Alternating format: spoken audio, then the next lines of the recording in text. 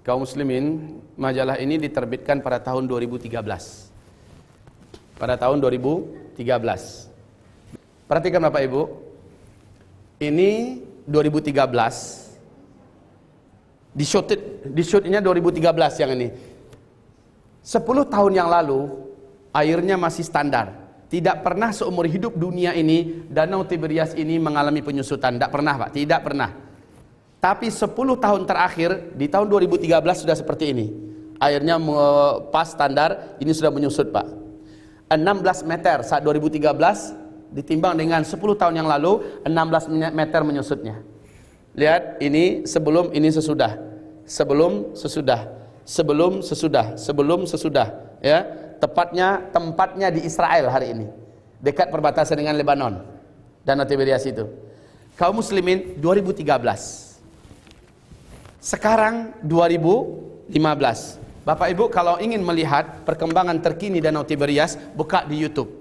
Bapak Ibu akan temukan bagaimana kondisi terkininya. Ini permukaan Danau Tiberias. Baik kaum muslimin, nah, ini dasarnya ya. Nggak dalam, Danau Tiberias itu kedalamannya hanya 45 meter dari permukaan. 45 meter saja. Dan ini adalah sumber air utama bangsa Israel. Ya, bangsa Yahudi yang ada di Israel. Ini sumber air utama mereka. Supaya tempat ini tidak dikuasai oleh siapapun, maka dibuatlah pusat-pusat dan markas-markas militer dan pusat maksiat yang terhebat di dunia sekitar Danau Tiberias ini. Tiberias ya, kalau dalam hadis Tabariyah. Baik kaum muslimin, 45 meter. 2013 sudah menyusut 16 meter. Coba kedalaman 45 meter, menyusutnya 16 meter, itu signifikan tidak? 30% loh kaum muslimin lebih. Sekarang ini Allahu Akbar. Silakan Bapak lihat bagian ujung permukaan yang paling tinggi dari dasar sudah mulai nampak Pak. Ya, sudah mulai nampak. Ini menunjukkan para ulama-ulama Timur Tengah itu menangis bagaikan pulau-pulau kecil nih nampak sekarang. Kenapa mereka menangis? Karena jumlah air Danau Tiberias yang tersisa sangat-sangat sedikit sekali sekarang ini. Dan Dajjal berkata, Rasulullah membenarkan apabila Tiberias itu telah menyusut, menyisakan sedikit saja airnya lagi, maka saat itu saya lepas. Kaum muslimin hamba-hamba Allah yang kami muliakan. Kalau Dajjal sudah lepas, maknanya apa? Akan banyak yang murtad dari umat Nabi Muhammad di bumi ini. Sebab apa? Dia akan muncul di musim-musim di mana banyak panas membakar dan merusak tanam-tanaman dan mematikan banyak manusia, air terputus. Baru-baru saja kita mendengarkan beberapa negara mengalami luar biasa gelombang panas. Sebentar lagi kita akan mendengarkan berita terbaru insya Allah di Cina, di Tokyo. Sekarang Tengku Zulkarnain sedang ada di Tokyo. Beliau mengatakan satu minggu lagi dari sekarang akan mengalami badai gelombang badai yang sangat panas di Cina kaum muslimin. Baik hamba-hamba Allah yang kami muliakan. Kondisi sekarang ini sangat real. Kita tidak dapat membantah. Setelah kita ketahui bahwa Nabi mengatakan kalau kamu hidup di suatu zaman, pada zaman itu orang-orang pengembala ternak, miskin-miskin, ternyata sudah menjadi kaya raya, berkuasa dan berlomba-lomba membangun gedung-gedung yang tinggi. Sekarang kita temukan. Dan Danau Tiberias apabila dia menyusut, menandakan Dajjal akan keluar. Ini juga sudah kita saksikan. Bagaimana kita ingin membantah kaum muslimin? Kita tidak boleh itu menentukan tanggal sekian, bulan sekian, tahun anu, itu baru haram. Tapi kalau kita bertanya dan mempelajari tentang tanda-tandanya, Nabi mengatakan gua banget nih. Nabi mengatakan kalau ini pertanyaan ente tentang tanda-tanda, saya bisa jelaskan. Dan inilah kewajiban saya menjelaskan kepada Bapak Ibu. Bukan mencocok-cocokkan ya, memang cocok. Karena Danau Tiberias hanya cuma satu di muka bumi, di Israel. Yang dulunya adalah Syam juga. Baik kaum muslimin yang kami muliakan. Selanjutnya,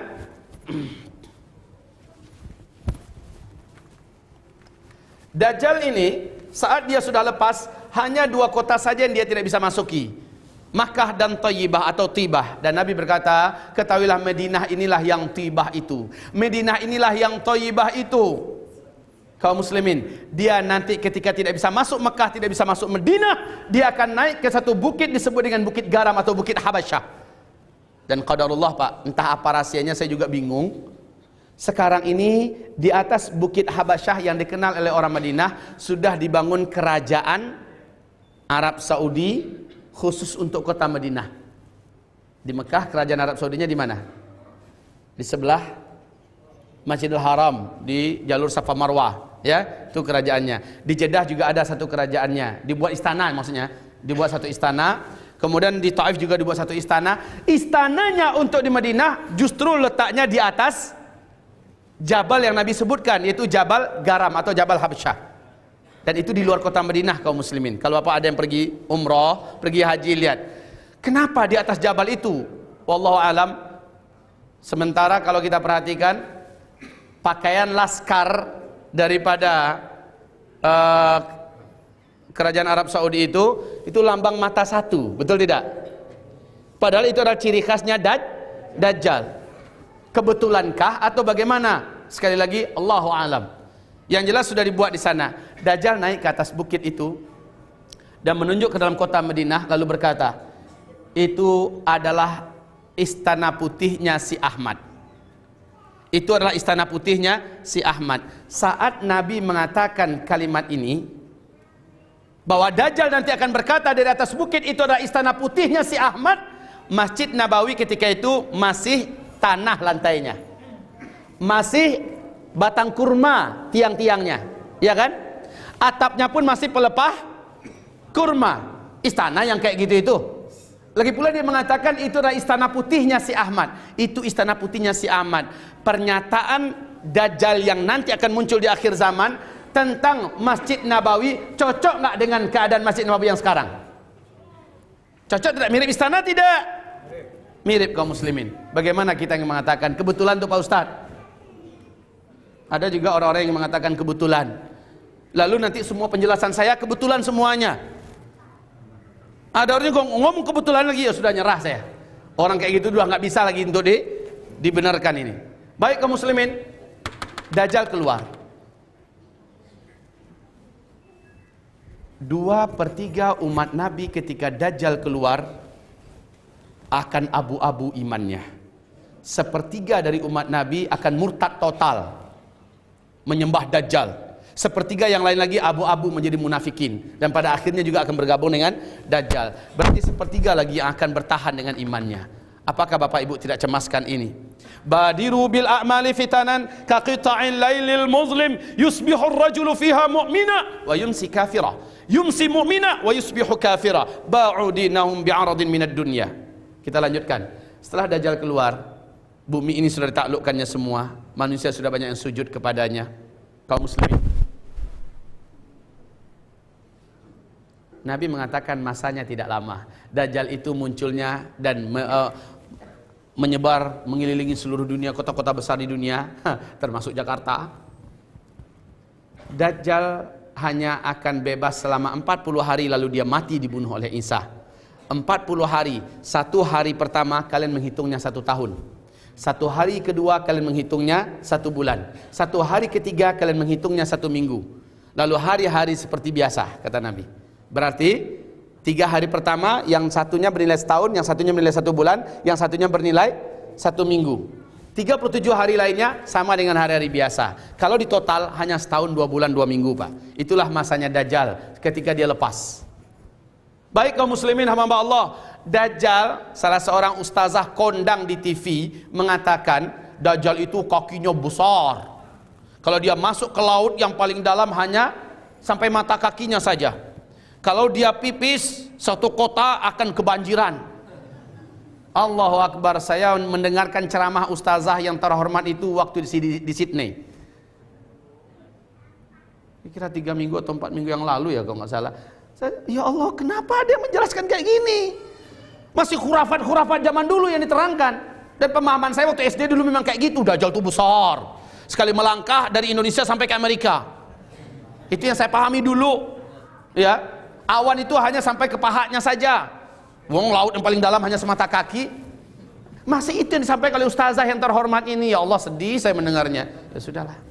Mau diapakan kita orang kere yang ngajinya cuma kayak gini, dia udah kelas TV. Baik kaum muslimin, Dajjal ini tidak ada yang mampu mengalahkannya. Bahkan Al-Mahdi pun cucu kandung Nabi Muhammad tidak sanggup menaklukkannya. Justru Nabi Muhammad Al-Mahdi dikepung oleh Dajjal. Di mana? Di Damaskus. Di mana? Nabi mengatakan di masjid yang ada menara putihnya. Di masjid yang ada menara putihnya. Al-Mahdi ini adalah cucu kandung Nabi Muhammad yang muncul terlebih dahulu sebelum kedatangan Dajjal. Ini Al-Mahdi. Dia akan muncul dalam usia 40 tahun. Sebelumnya orang tidak nyadar kalau dialah yang akan menjadi Al-Mahdi. Bahkan dirinya pun tak faham kalau dia ternyata yang akan menjadi Al-Mahdi. Sebagaimana tak sadarnya Musa bahwa dia nanti akan diangkat menjadi Nabi. Sebagaimana tak sadarnya Nabi Muhammad sendiri bahwa dia nanti akan diangkat menjadi Nabi penutup. Tapi dia akan muncul. Dia tidak mampu melawan Dajjal. Padahal umat Islam sudah bersatu di belakangnya. Sudah bersama dengannya. Negeri-negeri Timur Tengah dan seluruh Jazirah Arab sudah ditaklukkan oleh Al-Mahdi. Dajjal keluar. Umat Islam berserakan. Dajjal mengepung Al-Mahdi. Saat dia dikepung di situ masjid yang ada menara putihnya, dan malam gelap gulita kaum muslimin tidak ada listrik. Nabi mengatakan saat Al-Mahdi muncul, kalian sudah berperang dengannya menggunakan senjata-senjata manual. Berpedang dengan pedang, berperang dengan panah, dengan tombak, dan kalian akan memacu kuda-kuda perang kalian. Kalian akan berlari di atas kaki kalian. Summa uttum min haitsu bada'tum. Pada saat Al-Mahdi muncul, kalian sudah kembali seperti zaman sekarang. Artinya teknologi kita yang canggih-canggih kayak gini ini udah nggak bisa dipakai. Listrik pun sudah tidak ada, pesawat sudah tidak ada. Walaupun bendanya masih ada, tongkrongannya masih oke. Mengkilatnya mobil kita yang keren-keren yang kita beli sekarang itu masih ada, Pak, tapi udah nggak bisa dipakai. Kenapa? Ada urainya di sini nanti. Makanya saya kosongkan. Ini yang paling menegangkan. Kalau ini mau dibahas sampai tuntas, nanti setelah berbuka bagusnya. Soalnya apa? Khawatir saya jantungnya nggak kuat.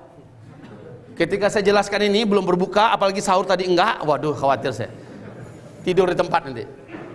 Baik kaum muslimin, Dajjal mengepung Al-Mahdi. Siap untuk membantai. Siapa yang bersama Dajjal? Yang bersama Dajjal adalah 70.000 pasukan Yahudi dari Asbahan. Asbahan ini adalah Iran, Pak. Jadi yang akan menjadi bala tentara Al-Mahdi Dajjal nanti siapa? Orang-orang Yahudi dari Asbahan. Asbahan itu adalah Iran. Hah? Gak usah diperjelas. Kaum muslimin, Dajjal ini akhirnya mengepung masjid di mana ada Al-Mahdi dan orang-orang beriman bersamanya. Dan waktu subuh pun masuk. Qomat pun dikumandangkan. Al-Mahdi maju ke depan. Tiba-tiba seluruh mata melihat ke arah langit. Sebab apa? Ternyata Nabi Isa sedang dibawa turun oleh dua orang malaikat. Tangan Nabi Isa yang sebelah kanan diletakkannya di atas bahu malaikat yang di sebelah kanannya, ya. Jadi di bahu kirinya, yang ini di bahu yang satu lagi. Nabi Isa turun. Jangan pikirkan dengan UFO, ya. Dia turun manual. Apa yang dipijaknya nanti bukan urusan saya. Pokoknya dia turun seperti itu, dan malaikat ini kata Rasulullah bersayap, turun, bercahaya, semua orang beriman dapat melihatnya. Lalu Al-Mahdi dan orang beriman sudah paham kalau Dajjal sudah keluar, berarti Nabi Isa tak lama lagi akan turun. Maka Al-Mahdi pun mundur ke belakang mempersilahkan Nabi Isa untuk menjadi imam. Apa kata Nabi Isa? Sekarang adalah periode kamu jadi pemimpin, saya jadi pengikut dan menolong kamu di belakang. Imamlah. Qamat tadi untuk kamu, imamlah. Al-Mahdi kembali maju ke depan dan mengimami sholat subuh. Lepas sholat subuh, zikir selesai, doa selesai, matahari mulai terbit, pintu berhasil didobrak oleh Dajjal. Dan orang-orang yang bersama Dajjal dengan jubah hijau tanpa berjahit, dengan pedang terhunus siap membantai Al-Mahdi dan orang-orang beriman. Dengan penuh garang bersama pemimpin terbesar mereka Dajjal siap membantai Al-Mahdi. Ternyata pada saat itu Nabi Isa pun berdiri dari tempat duduknya. Lalu bertemulah dua sosok legendaris akhir zaman. Nabi Isa alaihissalam antinya si Dajjal. Dua Al-Masih, satu Al-Masih Isa alaihissalam, yang kedua Al-Masih Dajjal. Saat Dajjal berpapasan wajahnya dengan wajah Nabi Isa, maka Dajjal meleleh seperti garam yang meleleh dalam air yang hangat. Kalau demi Allah kata Nabi, kalau Dajjal bertahan di situ, pasti dia akan menjadi cairan yang membasahi lantai. Dalam kesakitan yang sangat, Dajjal lari dengan kesaktian yang memang Allah sengaja memberikan kepadanya. Tapi Allah berikan kuasa kepada Nabi Isa 2 kali lipat daripada kemampuan Dajjal. Kemanapun Dajjal lari, Nabi Isa sudah nunggu di situ. Kemana boy? Hah? Kemana saja lari. Terakhir Dajjal sampai di Palestina, tepat di depan pintu Lut. Buka ada di sahihnya nanti. Dan Nabi Isa sudah membawa tombak yang dihunjamkan ke tubuh Dajjal, tembus. Menjeritlah Dajjal kematian yang sangat mengerikan. Tombak yang masih berlumuran darah, dengan kecepatan yang Allah saja yang memberikan kepada Isa sampai kembali di Damaskus. Dan Nabi Isa menunjukkan kepada Al-Mahdi dan orang beriman, Dajjal sudah mati. Maka penuh rasa puji, syukur, takbir, tasbih bergema di antara orang beriman. Yahudi tadi sembunyi, mereka lari kocar kacir, pemimpin besar mereka sudah hilang. Coba lihat dalam Al-Quran, Allah mengatakan orang yang paling cinta hidup, paling takut mati siapa? Dalam Al-Quran Yahudi kan. Sekarang bos besarnya mampus. Mereka lari, membuang senjata-senjata mereka, menyembunyikan diri balik tembok, di balik batu, di balik di dalam terowongan, di mana-mana bersembunyi. Cuma sayang, Nabi mengatakan saat itu seluruh benda di alam ini Allah izinkan dapat bicara. Lalu berkata, ya Muslim, hadza Yahudiyun warai, ta'ala faqtulhu. Hai Muslim, ada Yahudi sembunyi di belakang saya, sini tangkap, bunuh. Maka sudah nggak perlu lagi sibuk-sibuk nyari Yahudi, ngomong sendiri. Di balik pohon ngomong, di balik tembok yang ngomong. Mau sembunyi kemana? Mampus Yahudi ketika itu, kaum muslimin. Illal gharqad, kecuali pohon gharqad. Hanya pohon gharqad sajalah yang menjadi pohon Yahudi yang berpihak dengan Yahudi, yang tidak membicarakan kepada orang beriman bahwa ada Yahudi bersembunyi di belakang.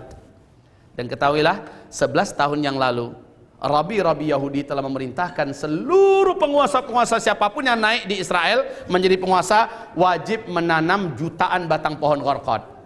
Sekarang batang-batang pohon gharqad itu, Pak, Masya Allah, sudah jutaan batang pohon, tingginya sudah sampai 11, 12 sampai 15 meter, Pak. Jumlahnya sangat banyak. Buka di YouTube kalau nggak percaya. Kalau nggak percaya lagi, pergi ke Israel sana, lihat. Masalahnya kita ini selalu dihantui oleh rasa tidak percaya. Pergi sana. Kebetulankah Nabi mengatakan, kebetulankah zaman ini memang zaman yang seperti itu? Kalau ada yang sibuk dengan kebetulan terus, sekali lagi saya tidak ngerti dengan orang yang macam ini. Baik kaum muslimin, dan orang beriman kan sudah tahu kan di mana sembunyi terakhirnya orang Yahudi. Pasti di pohon-pohon gharqad. Dah tinggal pergi saja ke situ. Dilihat satu, sembunyi satu kutu Yahudi. Tak. Kemana saja orang Yahudi sembunyi di balik pohon itu, orang beriman dah tahu duluan, dah bocor dari hadis Nabi bahwa tempat persembunyian terakhirnya adalah pohon gharqad. Makanya Pak, di Taurat memang salah satu pernyataan di dalam kitab Taurat adalah pohon gharqad adalah pohon yang berpihak kepada umat Yahudi di akhir zaman. Makanya mereka sudah menanam, Pak, 11 tahun yang lalu 2 juta batang pohon gharqad. Dan setiap berganti pemerintahan baru tambah lagi, menandakan dia loyal dengan gitu. Kaum muslimin, dan batang-batang pohon itu sudah besar-besar. Yang paling rendah sekarang ini batang pohon itu hanya 9 meter. Bapak mau tahu seperti apa bentuk pohon gharqad? Mau tahu seperti apa bentuknya? Buka YouTube. Lihat, buat saja itu pohon gharqad, muncul tuh Pak model-modelnya. Bisa sembunyi orang dalam itu memang, Pak. Baik ya. Kaum muslimin, Dajjal mampus. Isa alaihi salam, orang Yahudi seluruhnya habis. Kemudian seluruh orang Nasrani diajak masuk Islam oleh Nabi Isa. Tugas Nabi Isa kan ada 5, Pak. Yang pertama menjadi penolong Al-Mahdi, yang kedua membunuh Dajjal, yang ketiga menghancurkan palang-palang salib yang ada di bumi dan mengajak orang-orang Kristen masuk Islam. Dan tidak semua orang Kristen masuk. Ya. Sebahagiannya masuk, sebagiannya tetap dalam kekafiran walaupun sudah tidak Nasrani lagi agamanya. Baik, kemudian membunuh babi-babi yang ada dan menghapuskan segala macam perpajakan dan cukai-cukai yang ada di bumi ini. 5 ini misi Nabi Isa ketika turun. Setelah itu kaum muslimin, tidak lama setelah itu, maka yang Allah janjikan dalam surat Al-Anbiya dan surat Al-Kahfi, kemunculan Ya'juj dan Ma'juj pun terjadi.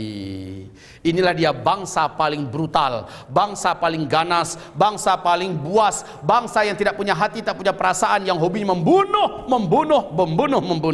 Jumlah mereka, kata Rasul, seluruh jazirah Arab, seluruh gurun Sahara dan Syam akan tertutupi oleh jumlah mereka. Manusia kayak kita ini. Cuma mukanya, ciri khasnya mirip dengan orang Cina, mirip dengan orang barbar, mirip dengan orang-orang Genghis Khan, Mongol segala macamnya. Tetapi dia hanya akan muncul setelah Dajjal mati, Nabi Isa turun baru dia muncul. Berarti yang ada sekarang Cina, Jepang, Rusia segala macam itu, menurut Syekh Abdurrahman As-Sa'di, itu adalah salah satu di antara komunitas Ya'jud dan Ma'jud. Memang hobi perang mereka kan? Memang hobi perang, tetapi mereka belum Ya'jud dan Ma'judnya. Yang minta tolong kepada Zulkarnain adalah komunitas ini. Orang-orang Rusia, orang Turki, orang-orang Cina segala macamnya. Ini yang tidak tahan lagi dengan kejahatan Ya'jud dan Ma'jud. Padahal sama-sama satu ras. Baik kaum muslimin, dikurung. Dan dia akan muncul. Saat dia muncul, dia langsung menyerbu ke berbagai belahan daerah seluruh jazirah Arab dan seluruh negeri Syam tertutupi oleh jumlah mereka. Nah, orang mereka ini akan minum sisa air Danau Tiberias. Bagian pertamanya saking banyaknya jumlah, keringlah air itu, sekering-keringnya danau itu. Kemudian yang bagian belakang mengatakan, loh kemarin kan ada airnya kok habis. Padahal teman-temannya di depan yang habisin. Dan memang udah sisa sedikit. Menandakan apa? Ya'jud Ma'jud ini di alam mereka dikurung sekarang ini, di bumi juga sih, mereka dikedapkan oleh waktu. Seperti Ashabul Kahfi, 310 tahun dia ada di dalam gua, muda juga keluarnya kan. Berarti kedap umur, kedap waktu dia. Kayak orang-orang di langit sana. Nabi Isa dinaikkan dalam usia 33 tahun. Nanti turun kembali ke bumi dalam usia masih 33 tahun dan masih semuda itu. Baik kaum muslimin yang kami muliakan. Baik, selanjutnya Ya'jud dan Ma'jud ini lamakah masanya? Tidak. Singkatnya, Allah yang habisi mereka. Karena Nabi Isa, Al-Mahdi dan orang beriman terkurung di Bukit Tursina. Mereka kelaparan di situ. Nabi Isa berdoa, Allah binasakan Ya'jud Ma'jud. Bangkai Ya'jud Ma'jud menutupi seluruh jazirah Arab. Sejauh mata memandang, bangkai seluruhnya, bau, bakteria, kuman, virus segala macamnya berkembang biak. Kata Rasulullah, ada burung yang terbang di atas bangkai itu mati saking kuatnya kuman-kuman, bakteri dan virus yang ada. Maka Nabi Isa berdoa lagi, Allah turunkanlah burung-burung raksasa yang leher mereka saja mirip besarnya dengan leher-leher onta. Bayangkan berapa besar burung itu. Lehernya saja mirip dengan leher onta dan sebesar onta. Burung itu saking banyaknya kata Rasulullah, sampai-sampai gelap langit dan manusia tidak dapat melihat matahari setitik pun. Gelap dan burung itu turun. Satu ekor burung mengangkat satu bangkai Ya'jud dan Ma'jud. Dari mana burung itu berasal? Jawabannya adalah entah. Kemana burung itu akan membawa bangkai-bangkai? Jawabannya juga entah. Kita tidak boleh sibuk mencari tahu, gunanya nggak ada. Dari mana burung itu? Seperti apa? Mulai menggambar. Gunanya apa? Yang jelas ada hadisnya dan hadis ini sahih, percayai saja. Kemudian habislah bumi ini dari bangkai-bangkai Ya'jud dan Ma'jud. Tersisalah serpihan-serpihan bangkai, ulat-ulat, daging-daging yang membusuk segala macamnya. Nabi Isa berdoa kembali, Allah turunkan hujan lebat selebat-lebatnya selama 3 hari 3 malam. Kemudian sisa-sisa bau-bau itu semuanya dibawa ke laut, selesai bumi ini dan masuklah periode kelima. Ini tidak lama Pak. Dajjal, Isa, Ya'jud, Ma'jud ini dekat-dekat. Kalau ini kemarin hanya 1 tahun 2 bulan 2 minggu. Berarti dari Nabi Isa ke Ya'jud Ma'jud lebih dekat lagi. Terus kaum muslimin 3. Yang keempat, tanda besar kiamat yang keempat, inilah dia masa-masa aman. Tahu tidak Bapak Ibu, masa-masa aman ini ternyata Nabi mengatakan tidak lama. Di satu hadis Nabi mengatakan 7 tahun saja. Di hadis yang lain Nabi mengatakan 8 atau 9 tahun.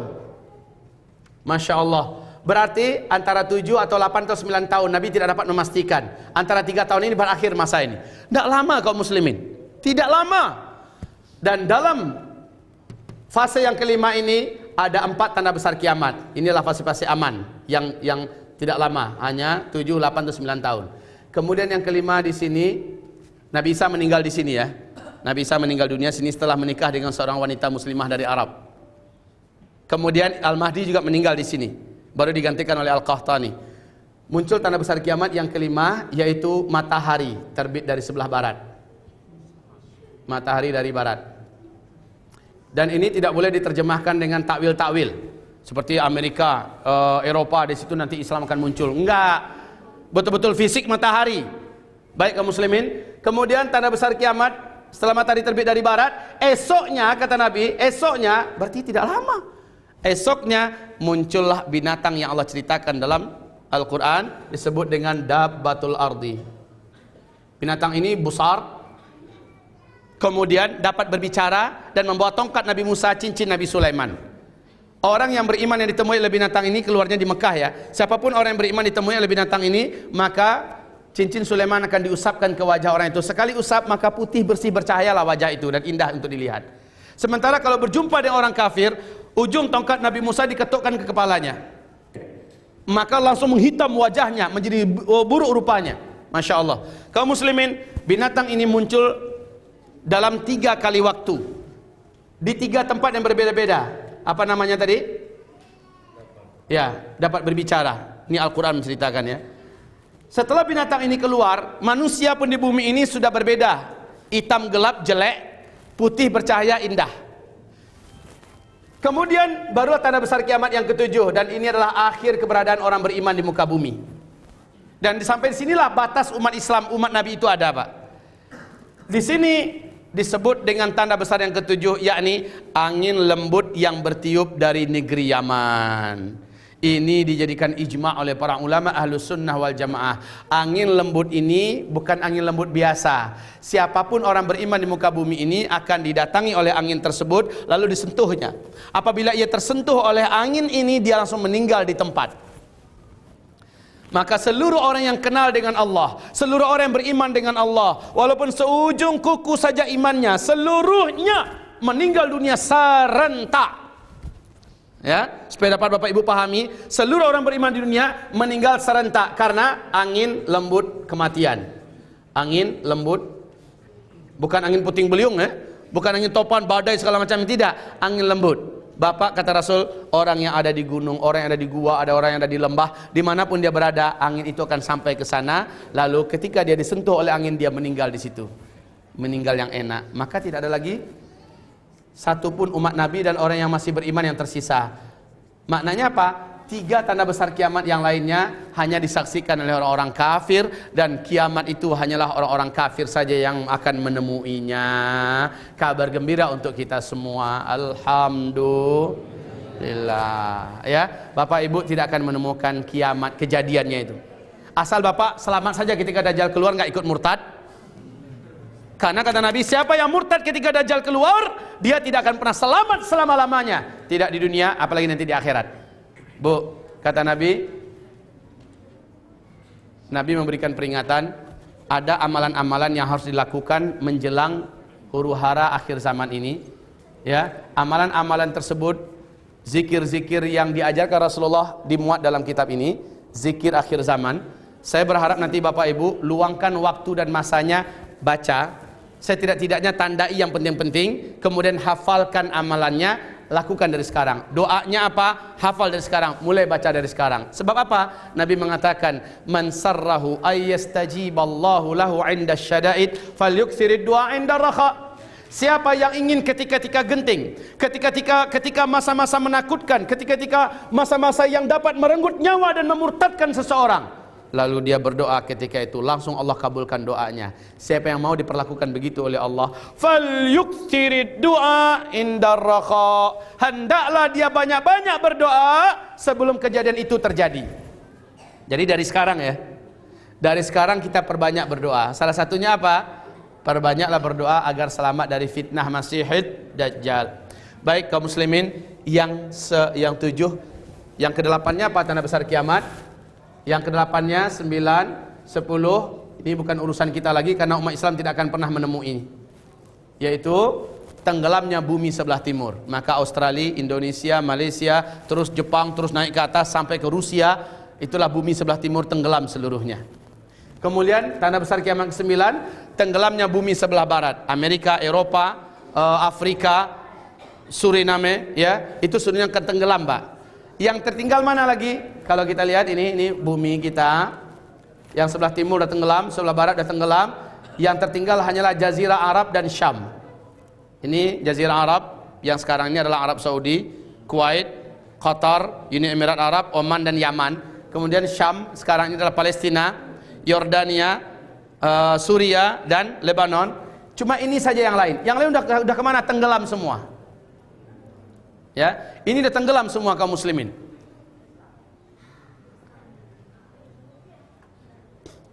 Baik, hamba-hamba Allah yang kami muliakan, tanda-tanda keluarnya cucu kandung Nabi Muhammad SAW, yaitu Muhammad bin Abdullah Al-Mahdi, diiringi oleh beberapa tanda yang sudah kita uraikan tadi. Yang pertama, apabila tanah Jazirah Arab sudah mulai dituruni salju. Dan kita menyaksikan sekarang sudah tahun kelima Arab Saudi tiap tahunnya dijatuhi salju.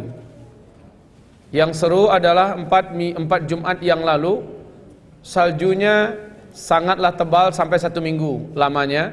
Bahkan pesawat-pesawat tidak ada yang diizinkan terbang dan mendarat, dan mobil-mobil pun di Riyadh terhenti. Jalurnya dari Tabuk sampai ke Gaza, Palestina, tebal sekali saljunya.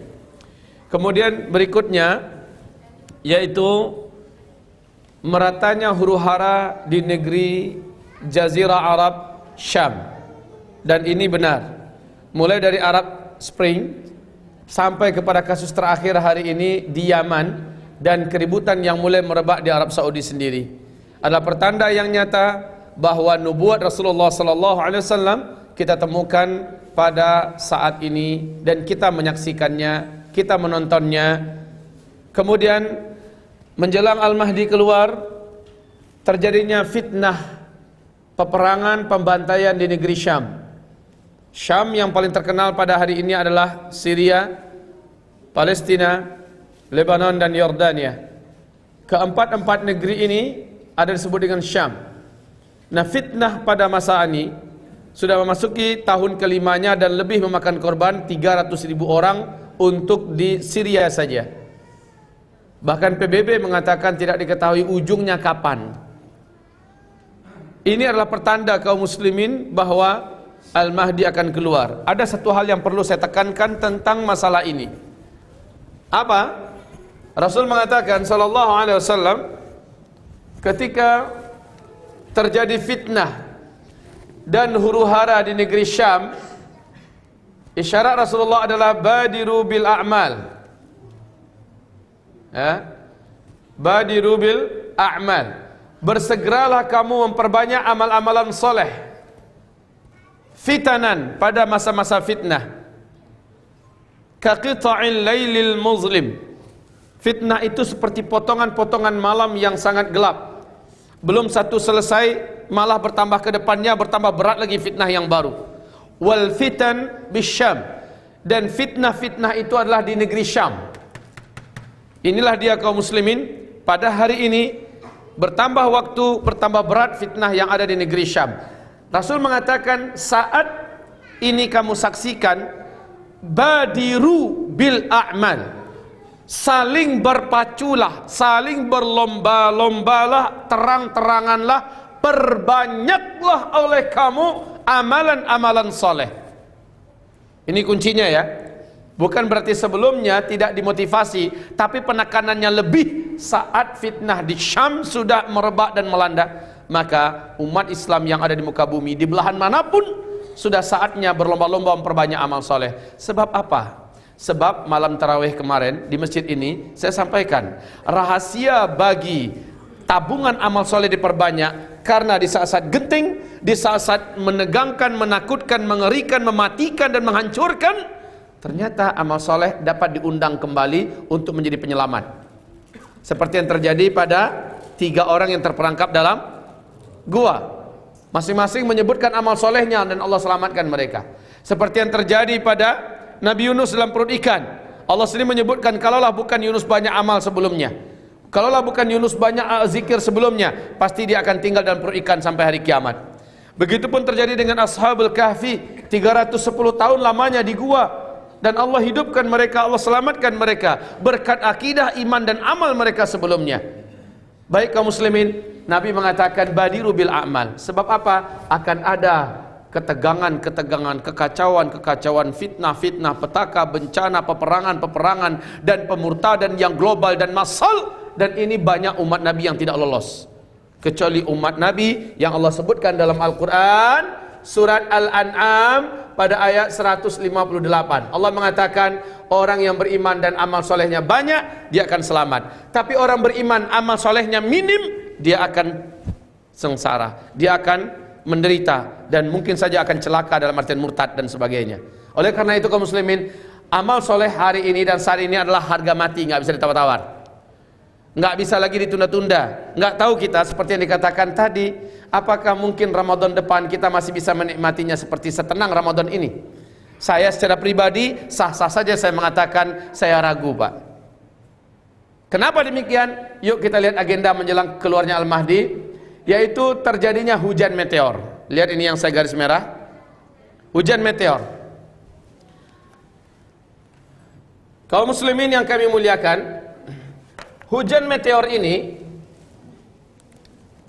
pada tanggal, ada 3 meteor yang jatuh pada tahun 2013. Yang pertama jatuh di Siberia, Rusia, pada tanggal 15 Februari.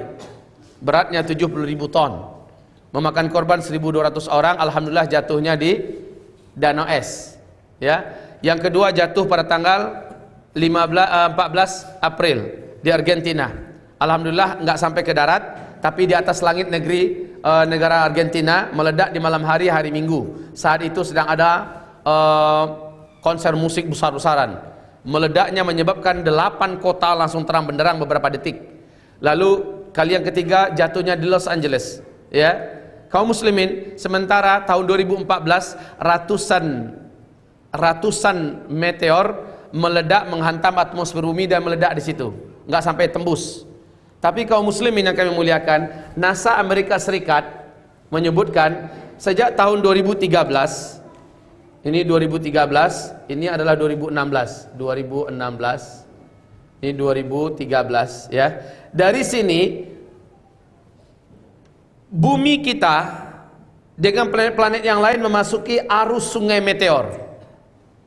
Selama 4 tahun ini bumi kita ada di tengah-tengah arus sungai meteor. Peluang kita untuk terhantam dan ditabrak oleh meteor ini menurut NASA Amerika ada 1.300 meteor yang akan menabrak bumi. Nah, kaum muslimin, Nabi menyebutkan tentang hujan meteor akan menabrak bumi menjelang kiamat. Nanti silakan buka pada halaman 295 dalam kitab Zikir Akhir Zaman, ada di bawah tadi yang saya isyaratkan. Lihat ayat-ayat Al-Quran yang menyebutkan hantaman meteor menjelang terjadinya huru-hara hari kiamat.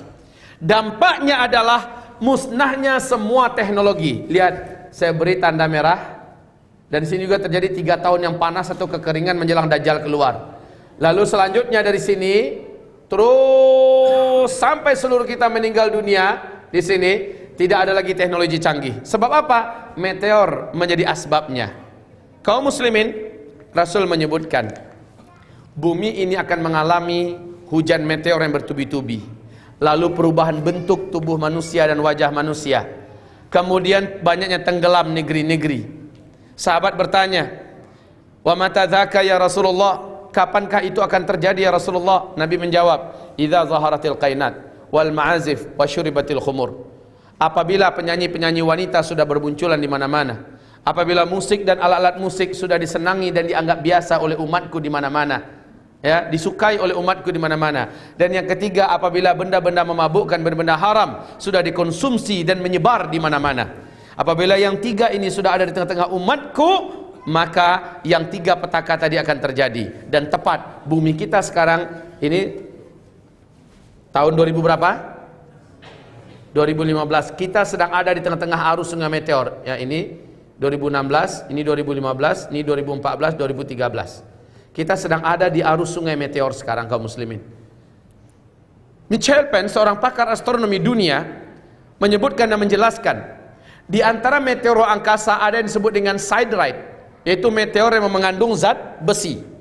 Kalau meteor tersebut besarnya, garis diameternya 2 km saja, dengan kecepatan 120.000 km per jam di luar angkasa, ketika dia menabrak lapisan atmosfer bumi kita, dia tidak akan hancur total, tapi dia terbakar, kaum muslimin, lalu menyebabkan asap yang sangat tebal, dan asap ini beracun dan berbahaya untuk manusia.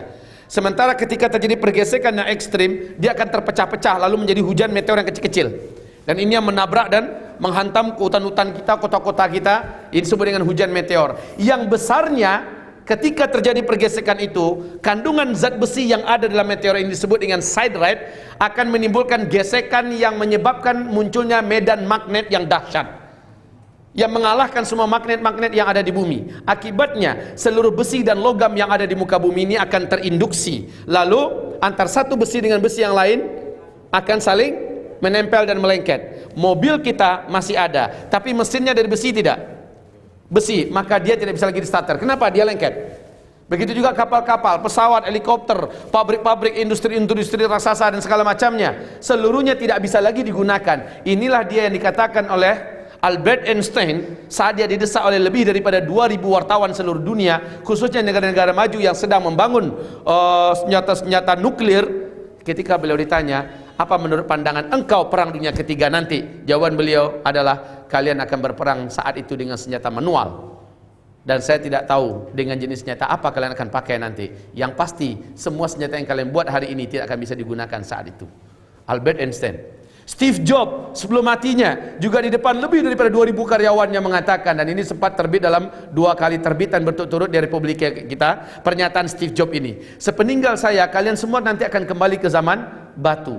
Kenapa mereka-mereka yang bukan para peramal, mereka adalah para ilmuwan, para cendekiawan, mereka adalah orang-orang keren, ya, berani memberikan pernyataan demikian? Karena 40 tahun yang lalu NASA Amerika secara rahasia dan penuh dengan sekret tingkat tinggi telah mengetahui pergerakan bumi kita ini menuju kemana, menuju gerakannya kepada arus sungai meteor. Dan benar, mereka telah mempersiapkan sejak 40 tahun yang lalu, dan tahun 2012 akhir Amerika Serikat telah selesai menyiapkan 6 bunker raksasanya. Satu bunker itu mampu menampung 500.000 manusia yang diberi fasilitas hidup bertahan selama 1 tahun di dalam kedalaman 30 sampai 300 meter. Kenapa? Mereka sangat yakin bumi akan mengalami, ketika meteor ini jatuh dalam skala besar, maka banyak populasi kehidupan manusia di muka bumi tidak akan mampu bertahan. Mereka sudah siapkan. Rusia telah mempersiapkan 3 bunker raksasanya di bawah tanah. Inggris mempersiapkan, Jerman mempersiapkan, dan Singapura juga telah mempersiapkan dan mampu menampung 250.000 manusia. Indonesia yang memang tidak mempersiapkan apa-apa, kecuali bunker-bunker para koruptor untuk nyimpan duit. Baik kaum muslimin yang kami muliakan, kita sedang ada di tengah-tengah arus sungai meteor, dan peluang ini ada. Akibat meteor ini ketika dia menabrak bumi dengan besarnya begitu, Michael Penn melanjutkan, meteor ini, satu meteor itu mempunyai daya ledak 1 juta sampai 2 juta kali lipat bom nuklir yang meledak di Nagasaki dan Hiroshima.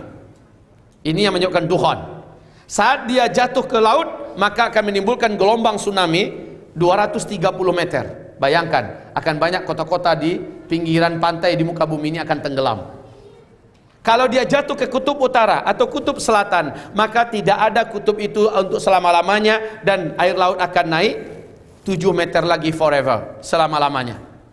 Akan banyak terjadi penenggelaman kota di mana-mana di muka bumi ini, pas kata Nabi. Ya. Kemudian Rasulullah SAW menyebut, dilanjutkan tentang apabila dia jatuh ke daratan, dan ini peluang yang paling pas dengan ayat dan dengan hadis, akan terjadi dukhon. Sebab apa? Ketika dia menabrak daratan kita, maka bumi ini akan mengalami dentuman yang sangat dahsyat. 100 sampai 200 km manusia yang ada di sekitar situ akan menjadi karbon yang menguap. Kemudian lubang daripada ledakan tersebut, partikel-partikelnya membumbung ke atas. Gelombang kejut daripada ledakan ini menghasilkan kekuatan dan kecepatan 800 km per jam, yang partikel-partikel halus membuat kabut dan asap yang sangat tebal ini dengan segera membungkus bumi ini. Nabi mengatakan bumi ini akan gelap selama 40 hari 40 malam. Hadis ini sahih. 40 hari 40 malam. Menurut pakar astronomi Amerika, selama 1 tahun bumi ini akan ternodai oleh, dan untuk 1 bulan 2 bulan pertama kata mereka tidak ada cahaya matahari yang nampak, dan Rasul telah menyebutkan itu 14 abad yang lalu. Ya, terjadilah dukhon. Makanya hujan meteor lanjutannya adalah terjadi dukhon. Jadi teknologi musnah, dukhon muncul, manusia di muka bumi tidak punya ruang udara untuk dihirupnya. Dukhon ini sangat panas kaum muslimin. Makanya orang-orang kafir akan melepuh wajah mereka dan berubahlah bentuk mereka menjadi jelek. Miswot yang cantik-cantik hari ini, master-master dan mister-mister yang ganteng-ganteng, besok-besok ini akan jadi zombie-zombie yang menakutkan. Benar Pak? Kecuali orang-orang yang beriman, yang beramal soleh. Nabi mengatakan mereka akibat dukhon ini hanya seperti terserang flu dan demam saja. Tapi orang beriman yang minim amal solehnya, banyak dosanya, dia akan semenderita orang kafir. Dia akan semenderita orang kafir. Inilah salah satu rahasia kenapa Nabi wanti-wanti kita dulu. Ketika difitnah di Syam merebak, kamu perbanyak amal soleh, supaya kalau salah satu ketika meteor ini menimpa bumi, kamu yang banyak amal solehnya mampu bertahan dan dilindungi oleh Allah berkat amal solehmu. Taib, hamba-hamba Allah yang kami muliakan, hujan meteor akan menyebabkan dukhan, lalu musnahlah teknologi seperti disebutkan oleh para pakar-pakar tadi. Sejak saat itu Pak, sebagaimana sideread ini atau meteor ini juga akan menimbulkan gelombang elektromagneta yang sangat kuat sekali. Akibatnya tidak ada lagi sinyal, tidak ada lagi sinyal HP, sinyal internet, sinyal TV, semuanya berakhir Pak. HP-HP cakep macam ini nih, ini akan jadi mainan anak-anak untuk petak umpet. Ini akan menjadi mainan di atas laut, di atas sungai dan sebagainya. Tidak ada lagi teknologi, dan listrik pun akan gelap selama-lamanya. Summa uttum min haitsu badatum. Pada saat itu kata Nabi, kamu semua akan kembali seperti zaman sekarang. Pantas Pak, rahasia kenapa di Vatikan sekarang ribuan pemuda-pemuda Kristen dididik dan dilatih untuk mempedang lagi. Ribuan jumlahnya. Di bawah tanahnya, di undergroundnya itu dilatih Pak. Mereka juga dilatih berkuda dan memanah di atas kuda. Udah zaman teknologi begini masih memanah di atas kuda. Sebab apa? Di Injil juga mereka temukan bahwa nanti manusia akan kembali ke zaman tidak ada teknologi. Di Italia mereka sudah melakukan persiapan. Di Inggris mereka melakukan persiapan secara manual. Bahkan pemuda-pemudanya mulai sekarang lepas membuat senjata manual. Buka di YouTube Pak. Kita takjub melihat kenapa orang Eropa, orang Amerika sekarang pada sibuk buat senjata-senjata manual, senjata rakitan tangan, dari menggunakan rotan, menggunakan segala macamnya. Mereka percaya. Dan Rasul telah menyebutkan itu. Lah umat Islam naif dan naas. Apalagi yang di Indonesia, pegang pisau dapur aja teroris. Coba pegang pisau dapur Pak, teroris. Yang rajin tahajud teroris, yang hafal Quran teroris, yang masukkan anak ke pesantren teroris, yang jilbab dalam teroris. Ngapain lagi? Jangankan melihara jenggot macam bapak, ini udah pasti teroris. Sementara orang kafir, Masya Allah, ya sudahlah, hasbunallah. Baik kaum muslimin yang kami muliakan, kita kembali ke sini. Kita sedang ada di arus sungai meteor saat ini.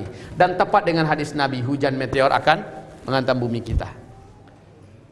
Dan Al-Mahdi hanya akan muncul ketika semua teknologi sudah tidak ada. Lihat ini, hubungannya sangat erat dan sangat dekat. Wahai hamba-hamba Allah, bukan nakutin bapak ibu, tapi toh ini ada hadisnya.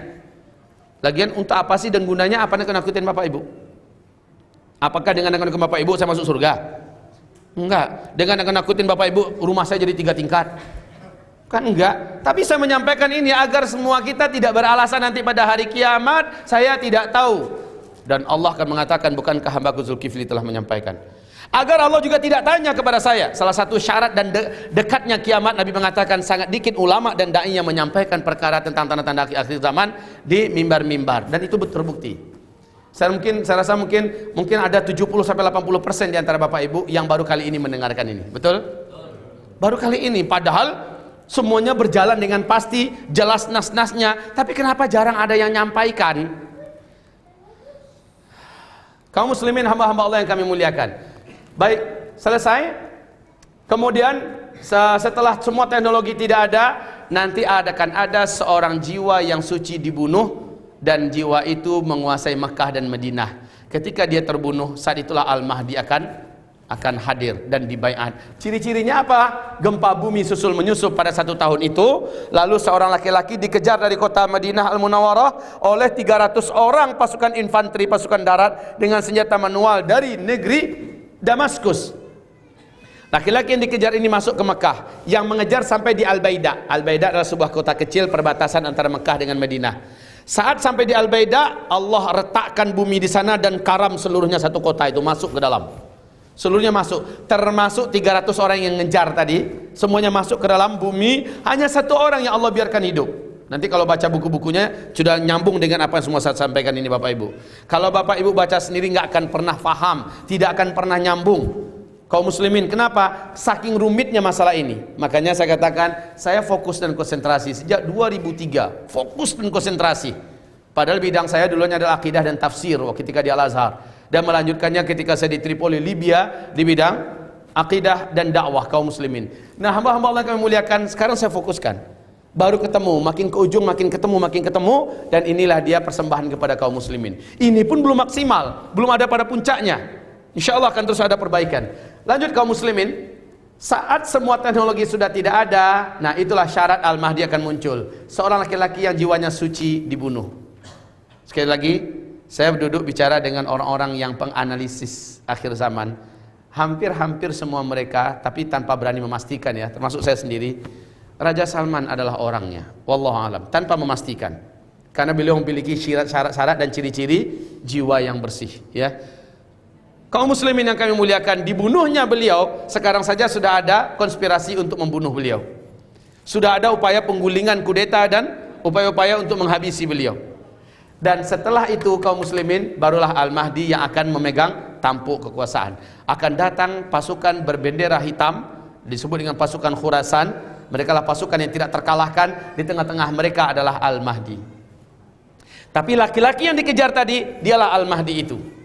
Nah, kaum muslimin yang kami muliakan, jadi cirinya ada dulu 300 pasukan yang tenggelam di Al-Baida, maka laki-laki yang dikejar itulah Al-Mahdi. Sebelum ada ciri yang itu, maka belum ada Al-Mahdi. Jadi yang mengaku selama ini, akulah Al-Mahdi, baiatlah padaku.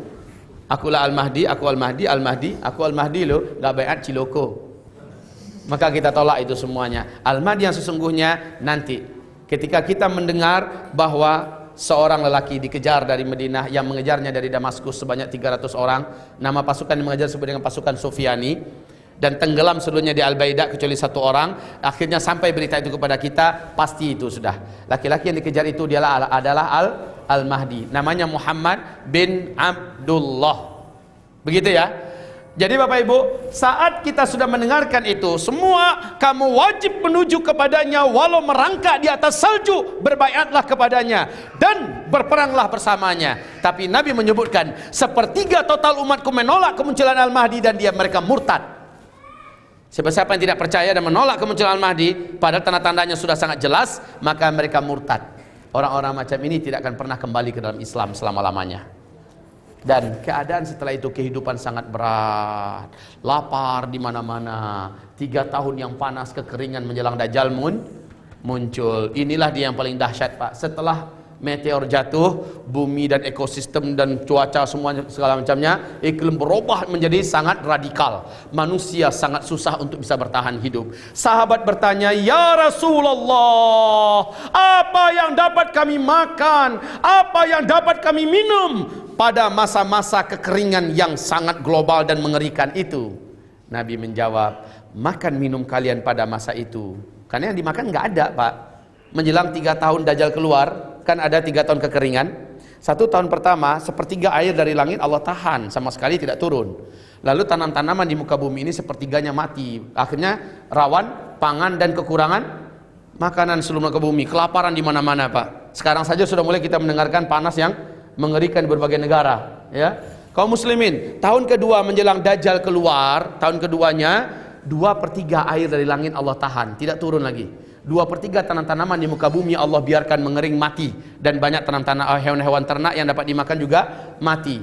Orang berharap mudah-mudahan tahun ketiga ada perbaikan. Ternyata sama sekali air tidak turun lagi dari langit, dan seluruh tanam-tanaman yang dapat dimakan, diminum, dan hewan-hewan yang dapat dimakan selama ini mati seluruhnya di mana-mana. Situlah kelaparan yang sangat dahsyat pada masa itu. Dalam kitab Al-Adabul Mufrad oleh Imam Bukhari disebutkan, tidaklah terjadi kiamat sampai seorang tetangga berani mendatangi tetangganya lalu membunuhnya hanya memperebutkan satu genggam roti. Ketika itu orang berbunuh-bunuhan sana sini, berbunuh-bunuhan memperebutkan makanan. Dan sahabat bertanya, "Ya Rasulullah, apa lagi yang bisa membuat kami bisa bertahan hidup?" Nabi menjawab, zikir. Subhanallah, walhamdulillah, wala ilaha illallah, wallahu akbar. Bila kamu niatkan untuk mengenyangkan perut, maka kamu akan dibuat Allah seolah perut kamu habis diisi dan kamu kuat bertenaga. Jika kamu niatkan untuk minum, maka kamu akan bisa mengganti minumnya dengan zikir. Tapi zikir orang yang macam mana? Orang yang zikirnya sebelumnya telah penuh orang ini dengan amal soleh. Maka sekarang, Pak, ketika saya datang ngaji macam ini, motivasi saya sama dengan motivasi Rasul pada Bapak, tidak lebih-lebih. Tidak ada yang lain, Bu. Perbanyak amal soleh. Berlomba-lombalah perbanyak amal soleh. Jangan peduli dengan orang lain. Istri lihat suaminya pemalas, biarkan saja suaminya menderita nanti di sesaat hari berat. Sang istri harus rajin memperbanyak bacaan Qur'annya. Ini 10 terakhir Ramadan. Salat tahajud lah, salat duha lah. Suami nggak mau istri diajak seia sekata dalam beribadah kepada Allah, memperbanyak amal soleh, terserah, rasakan sendiri, tanggungkan sendiri. Tapi setiap kita setelah mendengarkan uraian ini, tidak ada masa, waktu dan detik kecuali harus serius Pak menghadapi persiapan akhir zaman ini dengan amal soleh. Namun tentu saja catatan, dan ini penutup, bukan berarti ketika saya sampaikan ini saya menghentikan semangat Bapak untuk meneruskan aktivitas yang berguna selama ini sehari-hari. Jangan sampai pulang dari acara, dari pengajian, dari tarawih malam ini bahunya udah jatuh ke bawah, tangannya udah kayak gini. Kenapa lemes banget? Udah mau kiamat. Pulang ke rumah, Dek, anak kita nggak usah kuliah Dek ya. Kenapa? Udah mau kiamat, untuk apa ijazah? Yang anak juga, anak kamu nggak usah kawin nak ya. Kenapa ayah? Kenapa ibu? Kamu nggak dengar cara Mas Azul tadi mau kiamat tahu? Nggak kayak gitu kaum muslimin. Saran saya sama dengan saran Rasulullah Sallallahu Alaihi Wasallam. Kalaupun besok pasti kiamat terjadi, masih ada satu butir kurma di tangan kamu, tanam. Padahal besok udah pasti kiamat. Dan kurma itu baru dapat dimanfaatkan sejak 5 tahun sampai 10 tahun yang akan datang, baru maksimal bisa dimanfaatkan. Besok udah mau kiamat, masih ada hal berguna dalam urusan dunia yang dapat kamu tanam, dapat kamu kerjakan hari ini. Kerjakan, gitu Pak. Jadi maksudnya aktivitas kita dalam memburu dunia ini jangan pernah ditinggalkan. Tapi kalau sudah mendapat, niatkan ini untuk mendekatkan diri saya kepada Allah, dan bukan untuk melalaikan saya dari menyembah Allah Subhanahu wa taala. Kalau kira-kira akan tinggal sholat lima waktu kita, jadi telat-telat sholat kita, dosa yang kita buat, maka pekerjaan macam itu tidak perlu dilanjutkan. Kita sekarang dalam rangka perburuan memperbanyak amal soleh. Hamba-hamba Allah yang kami muliakan, banyak nasihat-nasihat Nabi yang tidak sempat saya sampaikan pada malam hari ini. Sudah lewat setengah jam. Banyak nasihat-nasihat Nabi yang banyak tidak sempat kita sampaikan. Dan untuk amanah ilmu, saya sudah menyampaikan, baca kitab yang sudah disiapkan di pintu depan. Zikir akhir zaman. Inilah rahasia kenapa Ibnul Qayyim mengatakan banyak manusia-manusia di saat-saat emergensi Allah memberikan keselamatan kepadanya, padahal tidak mungkin secara akal dia bisa selamat. Akibat apa? Akibat zikirnya, akibat amalnya. Dan inilah diajarkan Nabi. Kalau nanti Dajjal muncul, kamu segera lakukan ini. Kalau nanti meteor jatuh, kamu nanti segera lakukan ini. Baca ini. Yang melakukannya dia pasti selamat, yang tidak melakukannya dia celaka. Nabi mengajarkan itu semua kaum muslimin. Oleh karena itu hamba-hamba Allah yang kami muliakan, bukan untuk Bapak harus wajib punya buku, enggak. Wajib Bapak mengamalkan apa yang ada ditunjukkan dan dituntun oleh Nabi Muhammad SAW. Apa guna dibeli ini karena kayaknya agak kelihatan keren dan cakep, ternyata hanya sekedar beli, lalu masukkan di rak-rak buku di rumah. Kamu udah punya, udah mana? Tuh, belum dibuka lagi. Saya Pak, ini membahas kitab ini dalam 1 minggu itu ada 1 kali pertemuan di kota tempat tinggal saya baru berani meninggalkan kota itu setelah ini saya sampaikan. 1 bulan itu, dalam 1 minggu itu ada 2 jam setiap Selasa malam Rabu, tiap minggu selama 6 bulan baru tamat ini. Baru tamat. Sebagian kami sudah saling berpacu-pacu menghafal doa-doa, amalan-amalan sudah mulai di start dari sekarang. Baru berani saya meninggalkan negeri saya ke provinsi berbeda, dan baru merembes ke negara yang bertetanggaan dan sebagainya. Jadi kaum muslimin, saya rasa Bapak Ibu juga pantas ini menjadikan kitabnya untuk rujukan dan bacaan di rumah, supaya termotivasi kita agar rajin tahajud, agar rajin melaksanakan sholat sunat, memperbanyak saum, memperbanyak sedekah, agar jangan bakhil lagi dengan sisa-sisa umur dan harta yang hari ini masih bisa berguna. Kalau sudah terjadi kayak di Suriah Pak, orang-orang kaya raya di Suriah ternyata menjadi kere-kere miskin luar biasa. Apa guna hartanya sebelumnya? Zaman peperangan, sejak jatuhnya meteor ini, semuanya akan masuk pada zaman pembunuhan, peperangan. Stop di sini. Dan inilah zaman di mana banyak nyawa akan melayang. Banyak manusia Pak, sampai di sini nanti jumlah manusia di bumi ini sangat sepi, sangat sedikit sekali jumlah orang yang masih hidup di periode kelima. Dan ini tak lama. Bapak pernah dengar Ketua MIUMI, itu Ustadz Bakhtiar Nasir, menyampaikan dalam pidato terbukanya bagaimana beliau mengatakan pernyataan CIA Amerika Serikat bahwa tahun 2020 menurut CIA bumi ini akan kembali dipimpin oleh sebuah peradaban yang disebut dengan khilafah Islamiyah. Khilafah Islamiyah itu dalam nubuat Nabi terjadi pada periode kelima. Intelijen Rusia memberikan pernyataan yang fenomenal, 2025 puncak peradaban khilafah Islamiyah itu akan berjaya di muka bumi ini. Berarti mohon maaf, kita tidak akan beriman dengan pernyataan mereka. Tapi karena Nabi telah menyebutkan dan urutannya hampir mendekati, kita beriman pada Rasulullah SAW sebagai utusan Allah, dan kita jadikan pernyataan CIA dengan intelijen Rusia sebagai tambahan wawasan. Begitu Bapak ya, Ibu. Maka hamba-hamba yang kami muliakan, menjelang waktu itu ada waktu-waktu yang sangat menegangkan, dan banyak umat Nabi yang tidak mampu bertahan. Secara fisik dia akan lemah dan bisa jadi mati, dan secara iman mereka akan bisa murtad dan bisa-bisa tidak akan pernah selamat selama-lamanya. Hamba-hamba Allah, inilah nasihat saya. Semoga Bapak Ibu ketika menerima proposal dari Yamima tadi langsung berpikir apa yang harus saya lakukan dengan proposal ini, apa yang harus saya tindak lanjuti. Ketika Bapak melihat di depan itu ada kitab, ada kaset, langsung digarap kaum muslimin, amalkan apa yang pantas. Dekatkan silaturahmi dengan orang yang sudah kita putus silaturahmi. Perbaiki cepat, utang-utang yang ada cepat tutupi. Ngapain juga diputar-putar uang, ternyata besok uang itu tidak bisa lagi ditarik, sementara utang kita tetap bertahan, dan ini membuat sesalan pada hari kiamat. Pak, Ibu, cepat bermaaf-maafan, saling akrablah, jangan tunggu lebaran harus maaf-maafan. Ya, semoga apa yang saya sampaikan menjadi amal soleh bagi saya dan menjadi pemicu semangat dan motivasi terbaru buat Bapak Ibu, agar Bapak Ibu segera bersama-sama menyambut dan menyongsong hadis Nabi, badiru bil a'mali fitanan, berlomba-lombalah kamu memperbanyak amal soleh, berhentilah dari amal salah. Begitu Pak, bukan berlomba-lomba banyak duit. Sekali lagi, berlomba-lomba memperbanyak amal soleh, amal soleh. Nastaghfiruka ya Allah wa natubu ilaik. Yang benar dari Allah dan dari Rasulnya, yang salah adalah dari diri hamba Allah yang dhaif ini dan dari syaitan yang terlaknat terkutuk. Allah dan Rasulnya berlepas dan terlepas diri dari segala kesalahan yang dilakukan oleh hambanya yang dhaif ini, apalagi dari syaitan yang terlaknat.